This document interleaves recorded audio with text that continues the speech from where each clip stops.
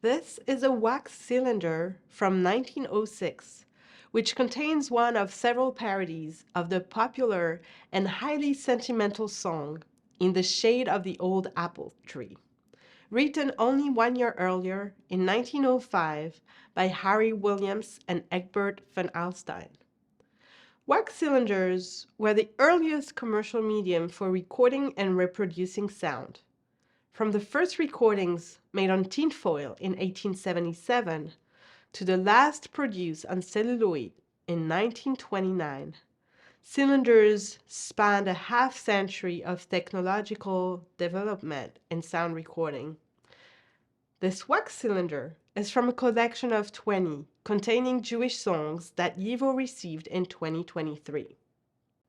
This recording of In the Shade of the Old Apple Tree was performed by the American-born Jewish comedian Julian Rose, born Julius Rosenzweig, who was one of the first Jewish comedians to record on phonograph cylinders for Edison Records in 1903.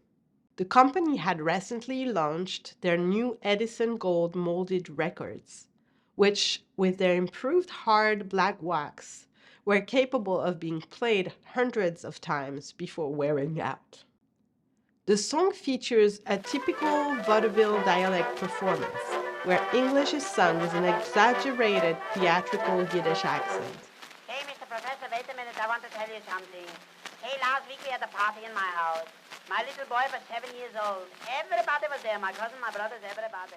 From the early 1880s to the end of the 1920s, vaudeville was the most popular form of live entertainment in the United States. A vaudeville show was a succession of 7 to 10 live stage acts, which included comedians and musicians, together with novelty acts such as dancers, acrobats, trained animals, and magicians. Dialect songs, often containing negative stereotypes and portrayals of African Americans and other ethnic groups, including Jews, were popular in vaudeville routines during the late 19th and early 20th century, and the sheet music produced for the genre engaged some of the same unpleasant stereotypes.